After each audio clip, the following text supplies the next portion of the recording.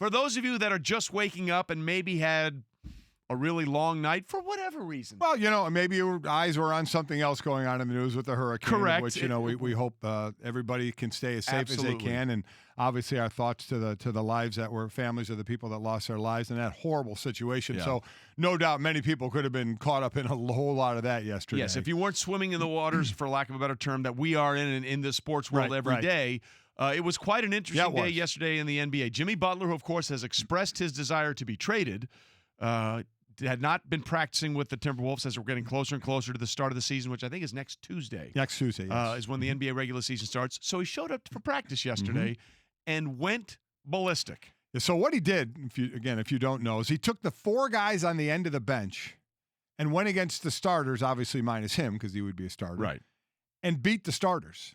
And while he was doing that, he was basically in everybody's grill, especially Karl Anthony Towns, Anthony Wiggins as well, in the coach's, Tom Thibodeau's face, and yelling at Scott Layden, the GM, saying, "You bleeping need me. Right. You need me to win." Yelling at everybody, beat the starters, got in everybody's face, and then like a mic drop, basically when it was over, walked out of the gym. Right. And that was that. And then sat down with Rachel Nichols, our own Rachel Nichols, which is interesting there because it was last night. Rachel tweeted, "I got the call." 2 nights ago, right. I got the call that Jimmy Butler was ready to talk. So she was going there because someone from the camp let them know. We don't know if it was Jimmy or one of his people, one of the Timber. We don't know that. All I know is Rachel said she got the call that Jimmy Butler was ready to talk. So she flies out there to do the interview, and he just happens to do this. Then goes nuts at practice. Right before. This is set up. It sounds like it's set up. Certainly you could surmise that. Yes. I think. If he knew he was going to do a sit down, he goes off at practice like that. But as we're going to play sound, 2 words you're going to hear a lot of is passion and honesty. So let's sound off on Jimmy Butler sounding off yesterday. And that's brought to you by ADT. Considering home security, consider this. For 140 years, ADT has helped stop more crime than any other home security company. Visit ADT.com to learn more. So Adrian Wojnarowski, our great NBA insider, basically was tweeting this as it was happening at practice.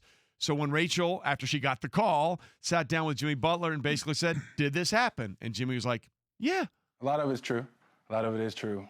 But you got to think, I haven't played basketball in so long, and I'm so passionate, and I love the game, and I don't do it for any other reason except for to compete and go up against the best to try to prove that I can hang. So all my emotion came out at one time. Was it the right way to do it? No. But I can't control that when I'm out there competing. Like, that's my love of the game. That's raw me at my finest, me at my purest. That's what you're going to get inside the lines.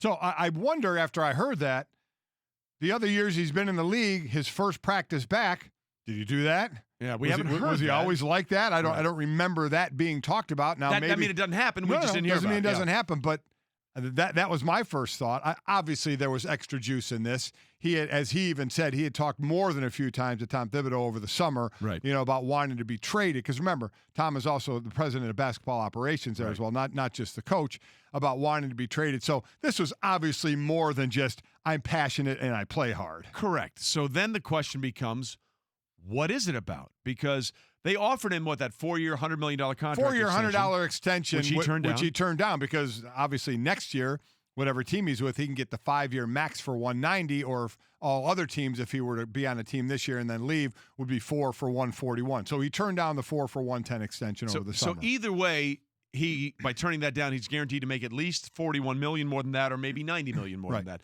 depending on how the situation goes and where he ends up. So again, he went on to say, I want to be a leader on this team. I want to inspire the other guys, including Andrew Wiggins or Karl Anthony Towns. So it sounds like he don't bring the energy and passion each and every possession that he believes he does, which I think is understandable because he does do that. You can say whatever you want about his talent.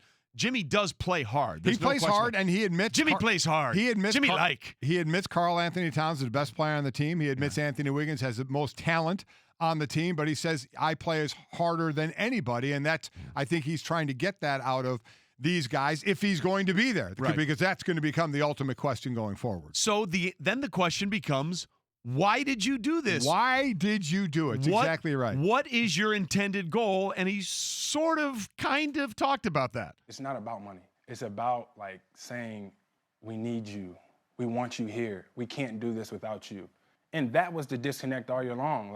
You're saying one thing, and you're saying it and you're saying it and you're saying it. I mean, I've learned enough times in life that, saying something is completely different than acting upon it. And when it came to that point, it was like, I let y'all know what the deal was as soon as you traded for me. I told you the truth from day one, and I will continue to do it. And I did it. But it made me think, like, maybe I'm not that important to your organization. That is how I took it. I could be wrong, but that's how I look at it. And that's why you get the quotes that is all over the internet from me today, because I felt the type of way. I held it in. I haven't said anything to anybody. It's my first interview, Rach. Yep. I haven't said anything to anybody, and it comes out. So that's what it's all about. I just wanted to feel wanted. I just wanted you to be like, yo, I don't think we could do it without that guy. I'm a little lost there. You're not alone. Just so you know, you're not alone. I'd like to find out more. If I let y'all know what the deal was as soon as you traded for me. So what was that deal? I mean, you're ready to get paid next year. I know they paid Karl Anthony Towns. I get that. But by ESPN, the predictions there, I think they have him as high as third in the West. They were 37-22 with him on the court last year, 10-13 when he was off the court. It's certainly a really good young team. So what is it? What is I let y'all know about it when you traded for me? What is that? I want to feel wanted. You want me here.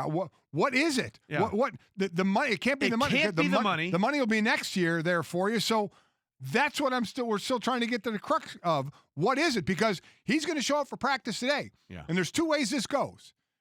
And I think for Tom Thibodeau, he is happy as hell he got him in the door yesterday. Correct. Got him in the door to practice. So now, does Jimmy Butler still want to be traded? But he has no leverage to be traded outside of becoming just an absolute divisive force in the locker room.